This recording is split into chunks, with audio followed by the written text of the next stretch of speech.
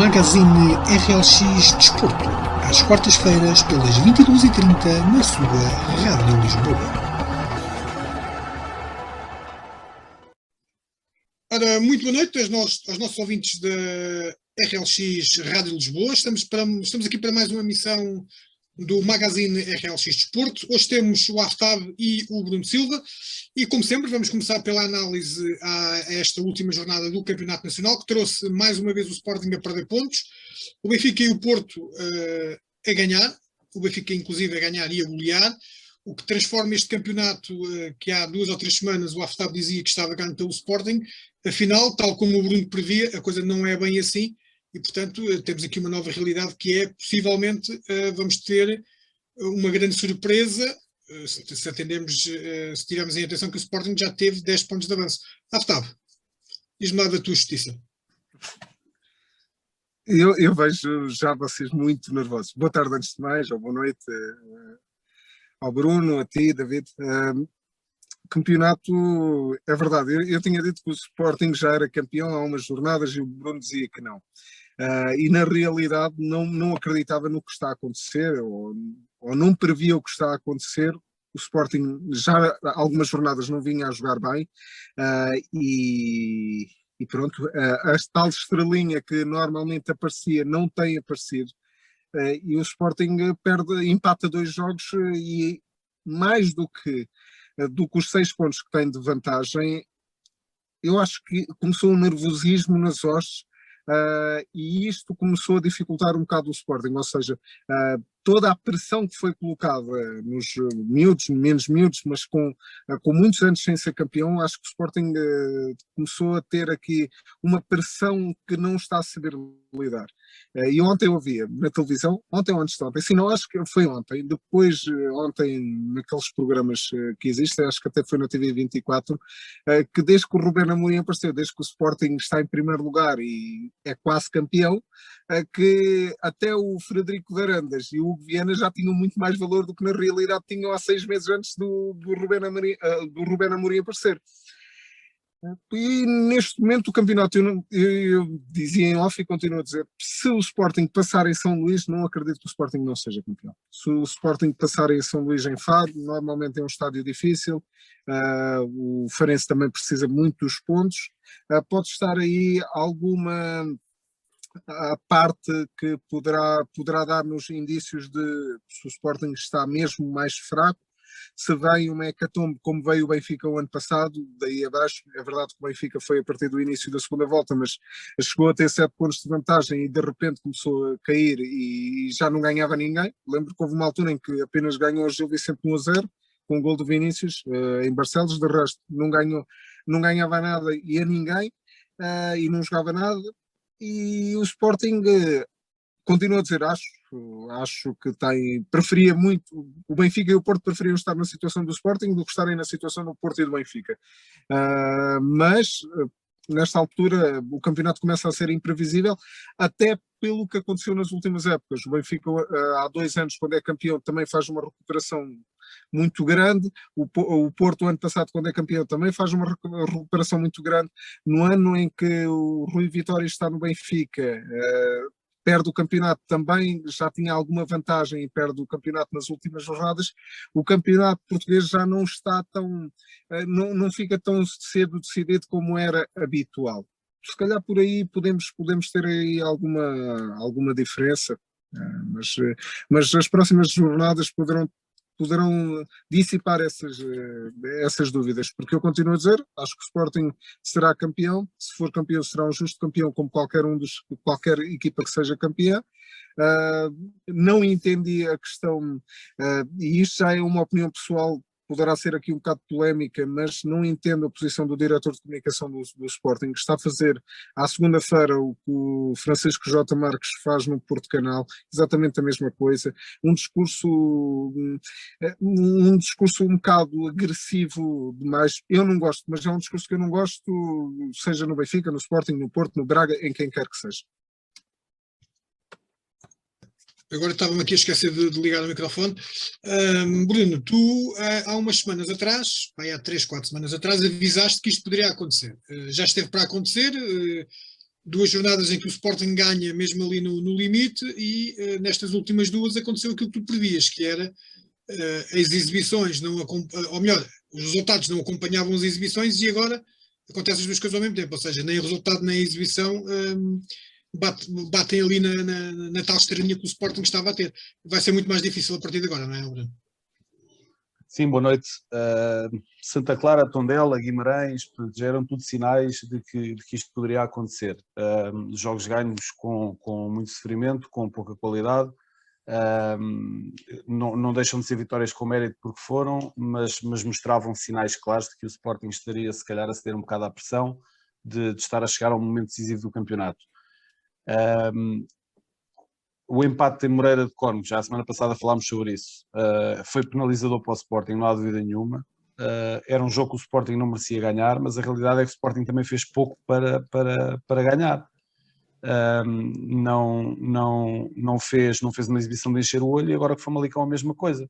Mais uma vez que o Famalicão é um jogo onde poderíamos claramente ter vencido, criámos oportunidades, tudo muito certo, mas a realidade é que há muita intranquilidade na equipa, e essa intranquilidade sente-se desde o primeiro momento. E eu aqui tenho elogiado sempre o Ruben Amorim, gosto muito do Ruben Amorim, acho que está a fazer um excelente trabalho, mas naquilo que é a minha opinião também tem revelado por vezes algumas falhas do ponto de vista técnico, porque a ausência de um plano B vai sendo notória, por vezes tentou fazê-lo, mas não o ter feito com frequência, não o ter aplicado com frequência. O Sporting na primeira parte do jogo, o Famalicão teve muitos momentos em que o Famalicão apenas colocava um jogador na profundidade, um jogador para a transição, e o Sporting saía com uma linha de 6, a linha de 5 mais o Palhinha. E eu digo uma linha de 5 mais o Palhinha porque quer o Nuno Mendes, quer o Porro não estavam a conseguir dar a devida profundidade também no corredor, e porque o Famalicão estava com um bloco manifestamente baixo. Depois temos o Pedro Gonçalves e o João Mário a jogar de costas para a baliza, o que não é claramente característica de nenhum deles. Aliás, o Pedro Gonçalves na segunda parte, quando pôde recuar um pouco mais no terreno e pegar no jogo de frente, notou-se claramente a diferença, e para mim terá sido mesmo o melhor em campo. E depois o Tiago Tomás, que é um jogador também claramente de profundidade, muita dificuldade ali no meio dos centrais. O Paulinho é aquele jogo constante de apoios, mas que também não saiu, portanto eu acho que a primeira parte, os primeiros 45 minutos foram dados de avanço. Depois na segunda parte, a entrada do Daniel Bragança acho que melhorou claramente o rendimento da equipa. Acho que o Sporting poderia efetivamente ter chegado à vitória, mas em momento algum fomos avassaladores e tivemos os indícios de confiança que já tivemos em tempos. Por isso acaba por ser mais um empate, o segundo consecutivo, que não relança o campeonato. Acho que o campeonato não estava em aberto, já o falamos há algumas semanas, mas acho que para os adeptos do Benfica e do Porto, e está aqui o Aftab pode confirmar, sentem que está mais relançado, porque olham para a tabela classificativa e percebem que aquilo que eram os receios dos sportinguistas, se calhar é algo que agora é mais palpável. E isto agora traçam-se aqui vários cenários. O Sporting efetivamente ganhando todos os jogos em casa, empatando os jogos todos fora e contando que o Porto perca na Luz, ainda assim pode ser campeão, que é algo caricato. O Sporting não perder nenhum jogo até ao fim do campeonato, pode mesmo assim não ser campeão. E as deslocações do Sporting são deslocações manifestamente difíceis, a começar já por esta, a São Luís, para jogar contra o Farense, uma equipa que, como o Aftab disse bem, precisa de pontos, uma equipa que causou grandes dificuldades ao Benfica e ao Porto, que o Benfica empatou e que o Porto perdeu tangencialmente. Portanto, é uma equipa que causa dificuldades aos clubes grandes lá, está a precisar de pontos. E depois deslocações a Braga e à Luz, não é preciso dizer nada, e Vila do Conde, que independente do Rio Ave neste momento não está também num grande momento de forma. A realidade é que é uma das equipas que foi empatar ao Alvalade, e isso tem que nos deixar apreensivos e preocupados. O campeonato em aberto, como o Ruben Amorim diz, vai ser giro, mas não é para nós, porque para nós giro era manter os 10 pontos de avanço e ser campeões a 3 ou 4 jornadas do fim. O futuro do Sport. Diz. Não, eu ia dizer, a brincar, o campeonato ia ser giro. Acho que o Ruben Amorim, mesmo dentro da tentativa de agressividade que ele possa ter tido, até foi dos mais calmos das pessoas do nervosismo que tem existido nos treinadores. E quando agora o Bruno falava de ir à Vila do Conde, lembrei-me do Miguel Cardoso e da pouca vergonha, porque não tem outra palavra para mim, porque nós somos, os treinadores, os jogadores, os dirigentes deviam ser exemplo, e eu já falei nos diretores de comunicação hoje. Agora falo num treinador. E acho que, pronto, já entramos no campeonato dos jogos fora de campo. Entramos, e aí podes dizer que está a ser mais divertido. Eu, por acaso, não acho. Não gosto. Acho que continuamos a pecar o nosso campeonato por isto, por joguinhos de interesses, de jogos de bastidores.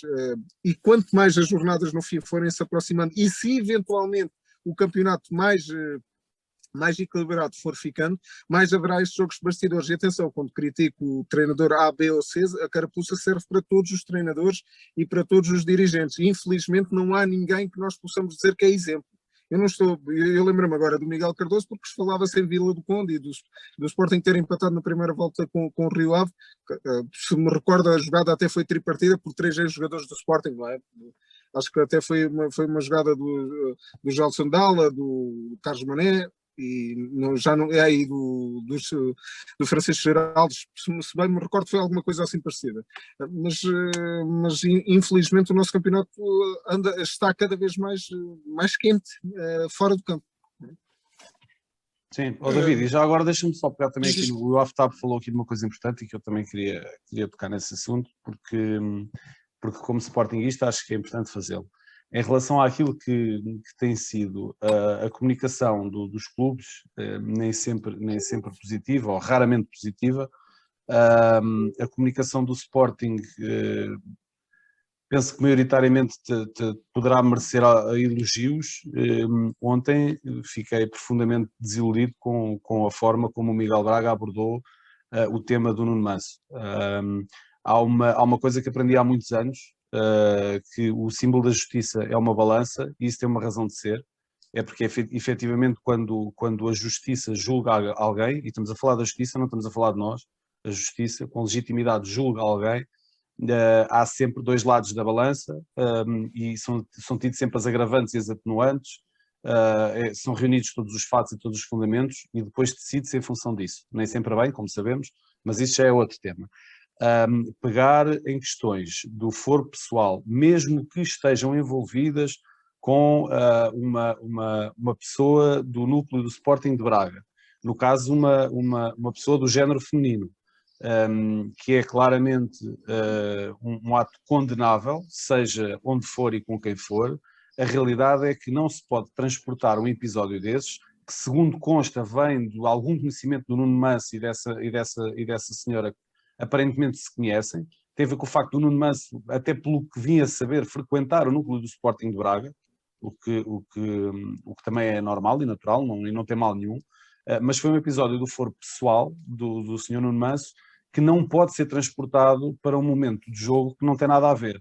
Portanto, porque se há algo que nenhum de nós pode fazer é um juízo de valores e de caráter, porque nenhum de nós tem a capacidade para o fazer. Nós não podemos avaliar o caráter da pessoa que está, no caso do Sr. Nuno Manso, como árbitro auxiliar no jogo.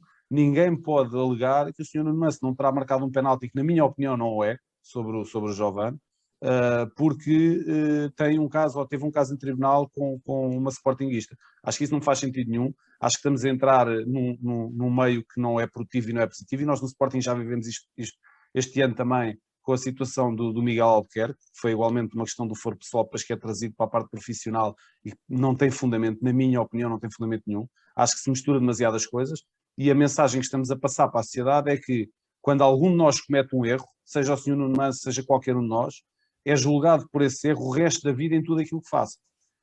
Então, se assim for, cada vez que alguém cometer um erro, tem que ser eliminado completamente da sociedade, porque já não pode fazer mais nada. Porque a partir daí, tudo aquilo que faça de menos bom, ou de menos bem, ou que na interpretação dos outros não seja bem feito, vai ser logo colado àquilo que foi um episódio negativo dessa pessoa. E acho que tem que haver alguma reflexão sobre isso, porque isto depois passa para os nossos filhos, passa para os jovens que vão ouvindo e que vão vendo e que vão lidando com o desporto desta forma. E é por isso que o caminho não é bom, e depois não conseguimos ser atrativos lá fora para vender o produto do futebol português, porque está empestado disto, é destas não polémicas que até já se pega naquilo que é a vida pessoal das pessoas para transportar para aquilo que é o resultado final do jogo de futebol. Acho que não faz sentido nenhum e acho que foi mau. Muito bem, isto é um dos grandes cancros do futebol português já há vários anos, que é esta questão de se jogar mais fora do que dentro das quatro linhas. Já Mas, falamos enfim, do Sporting, agora falamos do Benfica. pronto, então força, vai.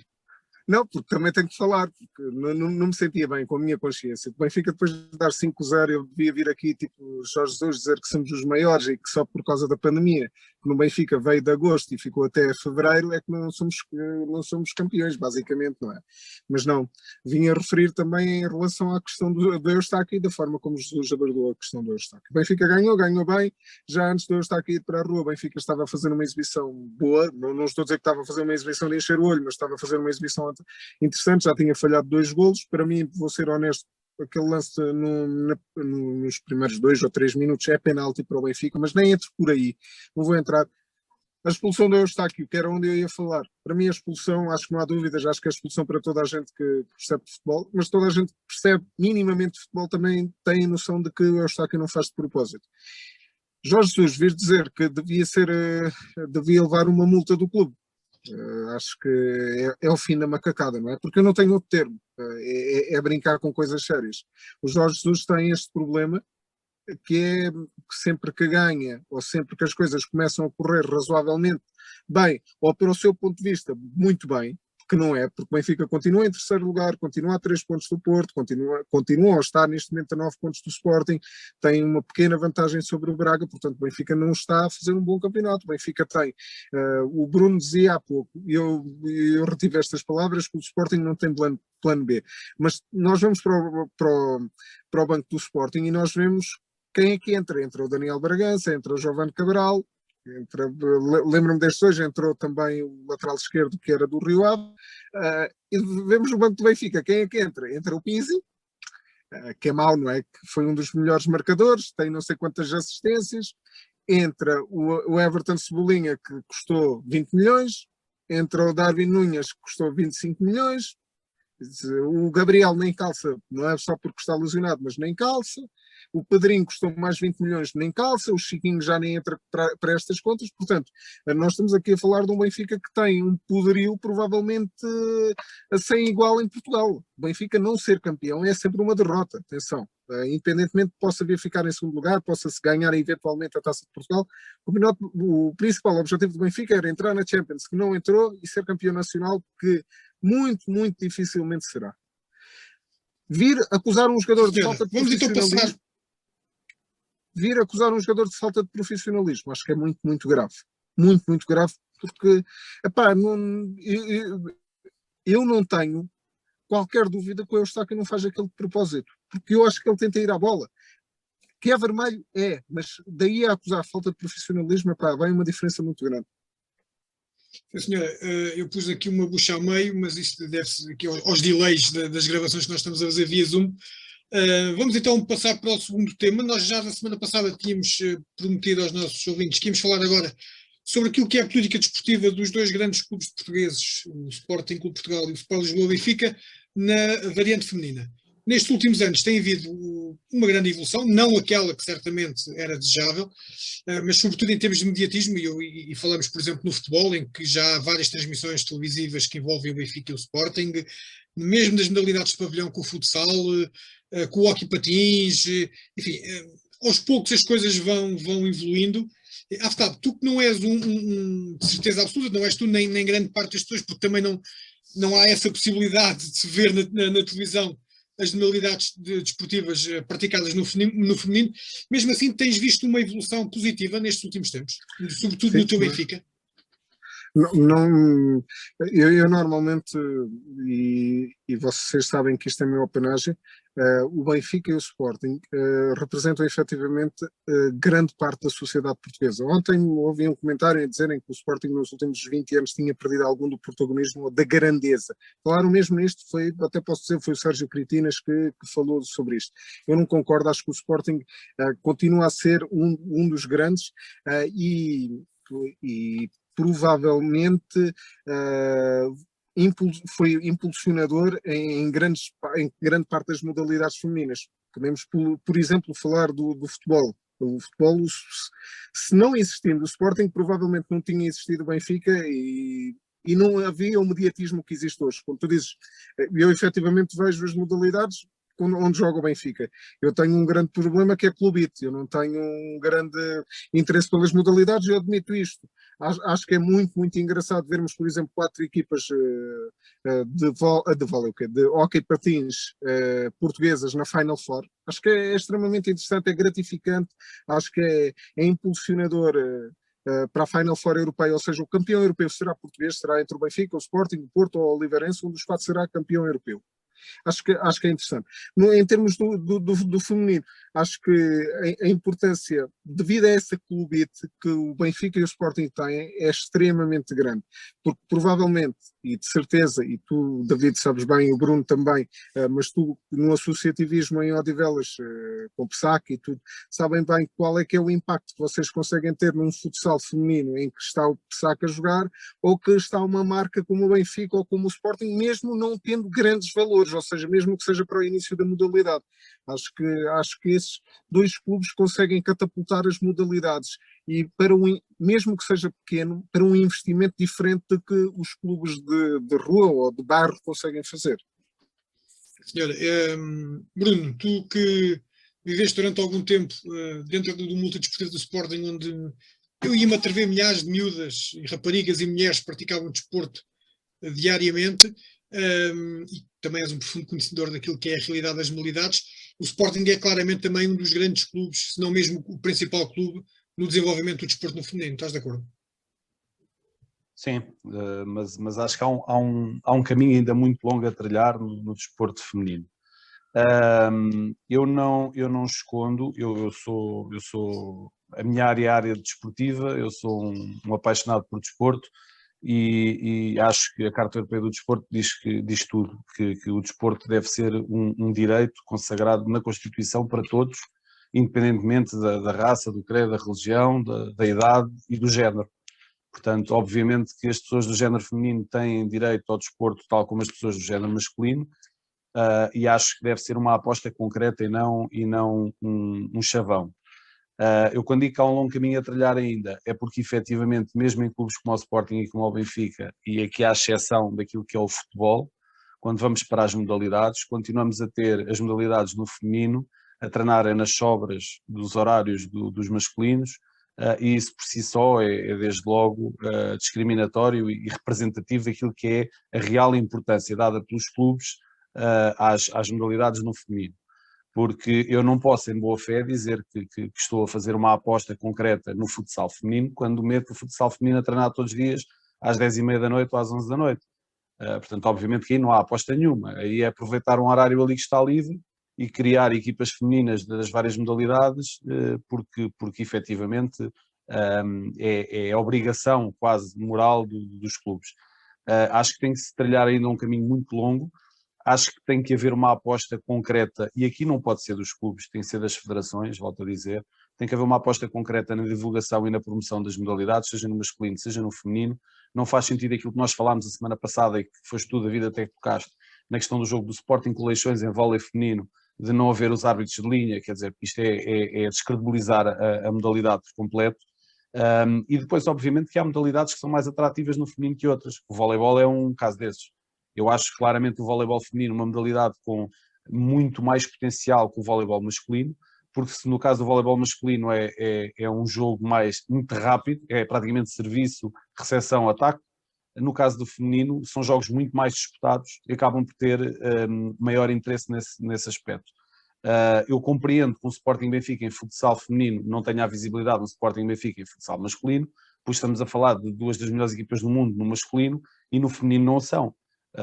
Mas tem que haver uma aposta clara, quer nos horários dos jogos, quer nas transmissões, quer na promoção das modalidades, quer na divulgação daquilo que são as jogadoras, quer nas condições de treino que são dadas às jogadoras e aos treinadores, porque ainda há um longo caminho para percorrer até que se possa dizer que o desporto no feminino está a crescer. Se calhar está a crescer no número de praticantes. Agora, naquilo que são as condições, eu acho que não está a crescer, acho que deve ser motivo de reflexão, porque isto não pode ser só um chavão, tem que efetivamente se dar aqui oportunidade para que esse crescimento seja efetivo e para que os adeptos também comecem a acompanhar o desporto no feminino. Aftab, tu que és enfim, eu ia dizer um especialista, mas pelo menos se não és especialista, és um profundo conhecedor daquilo que é a comunicação hoje em dia, também estás de acordo com o Bruno, ou seja, isto passa muito pela comunicação, pela passagem de jogos, pelos programas dedicados ao futsal, por exemplo, como temos nós na segunda parte deste programa é totalmente dedicado ao futsal feminino, portanto, onde fazemos entrevistas às jogadoras, às pessoas a pessoas que estejam ligadas às equipas femininas. Isso também passa muito por aí pela comunicação. David, não sou, peço desculpa, Olha, não sou e agora estamos a não sou especialista em não sou especialista em comunicação desportiva, mas sou especialista em comunicação estratégica. O que o Bruno diz é totalmente verdade, e existe uma outra situação que é no desporto escolar também tem que ser valorizado. E a questão é que começa nas escolas. Hoje em dia nós se calhar não é a melhor altura para falarmos do desporto escolar por causa da questão da pandemia, mas é aí que pode começar a diferença. E nós no desporto escolar, nós não temos a envolvência no feminino que temos a envolvência no masculino. Eu lembro-me, quando eu andava na escola, eu andei no Externato Odivelas.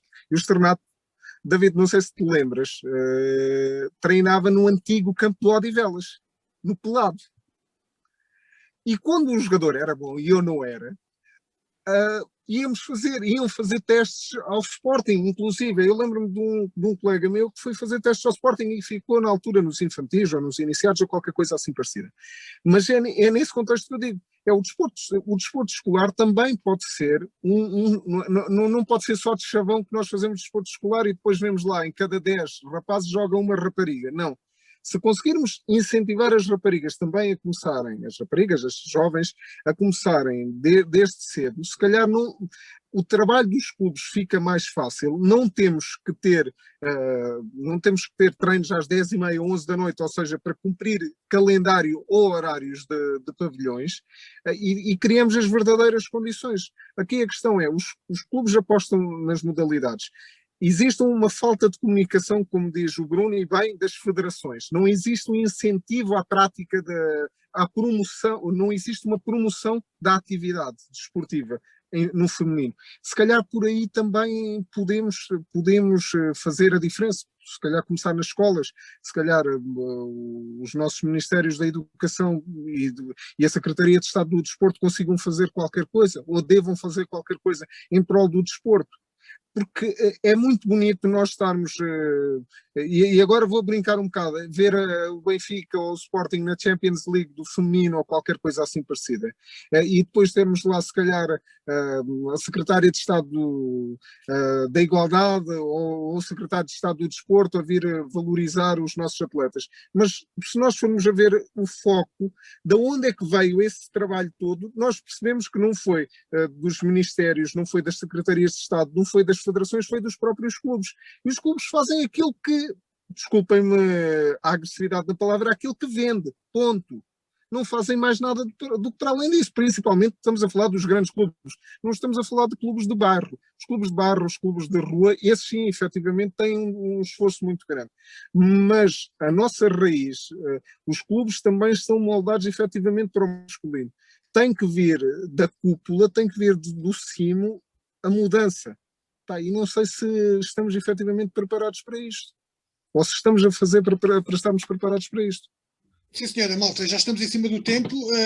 Queria-vos pedir então as notas finais e tenho aqui um recado, há bocado esqueci-me de dizer, um recado para ti, Bruno.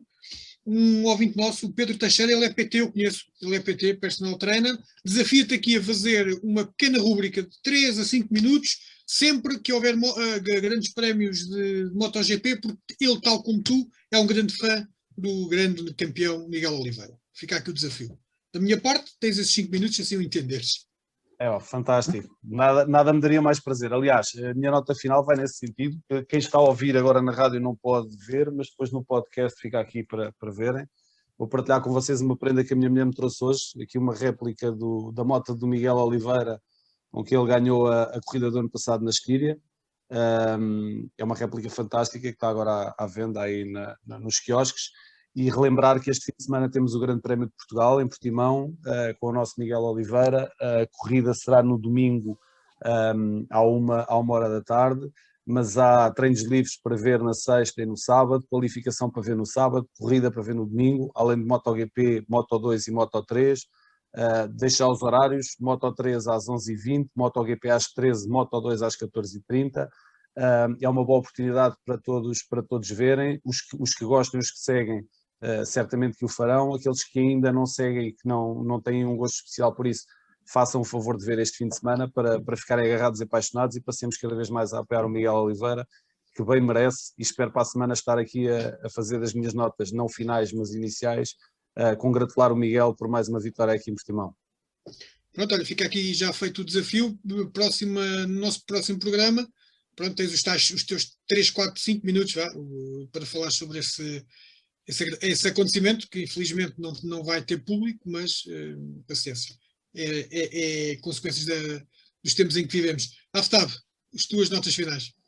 Notas finais: os 4 clubes na Final Four de Hóquei em Patins, a vitória do Sporting na taça em basquetebol, frente ao Iliabo, não foi? Não, foi frente ao Imortal.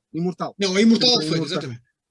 Foi o Imortal na Albufeira. O Benfica esteve a ganhar até ao intervalo e posso dizer que até essa altura eu vi o jogo e disse: isto está controlado, vou fazer uma caminhada. Quando voltei a coisa tinha corrido mal, e depois até vi o Carlos de Lisboa a dizer que os jogadores pensaram que estava ganho, e devem ter pensado porque estava mesmo controlado. E basicamente são estas as notas finais. E se calhar, não é se calhar, e deixar também o repto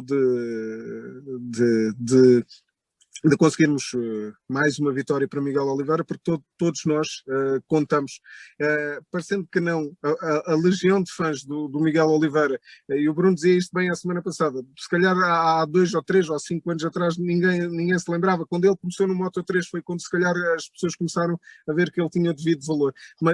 Mas aí vou voltar a referir o que disse em relação ao futebol feminino, ao futebol ou às modalidades femininas. Nós não podemos apoiar somente quando se ganha, nós não podemos apoiar somente quando somos profissionais e quando ganhamos as provas internacionais. Nós devemos criar condições para que os nossos atletas consigam desenvolver bem as suas capacidades e, quem sabe, no futuro serem importantes. Digo isto no atletismo, digo isto no futebol, digo isto em todas as modalidades. E se calhar nós, enquanto sociedade civil, e nós o governo, as câmaras municipais, as juntas de freguesia, se calhar não fazem tudo o que é necessário para criar estas condições. Por isso é que nós vemos o Nelson Évora treinar em Espanha, nós vemos, sei lá, víamos o João Sousa treinar em Espanha, víamos o Miguel Oliveira a treinar em Espanha. Se calhar não é porque o tempo em Espanha é melhor do que em Portugal, digo eu.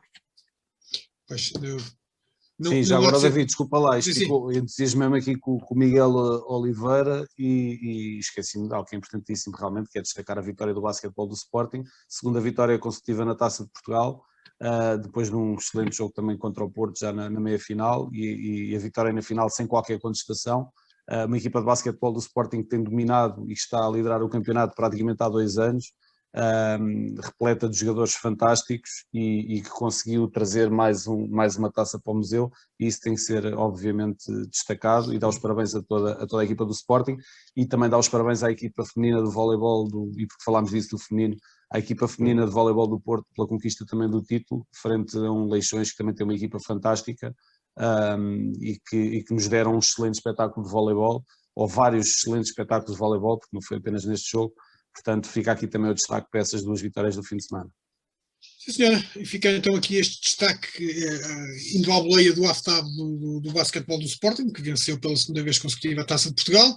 Nós já a seguir vamos ter, nem de propósito, desporto no feminino, a rubrica da Daniela Amaro, a jornada delas, e depois com uma entrevista de uma jogadora que é internacional de futsal, Débora Lavrador, que já passou pelo Sporting, curiosamente. E pronto, e vamos então para a segunda parte. Quanto a vocês, vimos para a semana. Esperamos então que estejamos a comemorar a vitória do Miguel Oliveira em Portimão. Se não, vamos comemorar na mesma, certamente, porque ele irá dar o melhor daquilo que sabe e tirar o melhor partido da Mota, que, nestes primeiros grandes prémios a coisa nem tem estado a correr muito bem, mas o Bruno já nos explicou a semana passada o porquê. Com as tais especificações técnicas da Mota, que não é muito dada a circuitos rápidos. Esperemos que aqui em Portimão os Ares do Algarve façam bem à KTM do Miguel Oliveira e que ele vença. Até para a semana, protejam-se, se possível pratiquem desporto e divirtam-se. Boa noite, até para a semana. Até para a semana. Magazine RLX Desporto, às quartas-feiras, pelas 22h30, na sua Rádio Lisboa.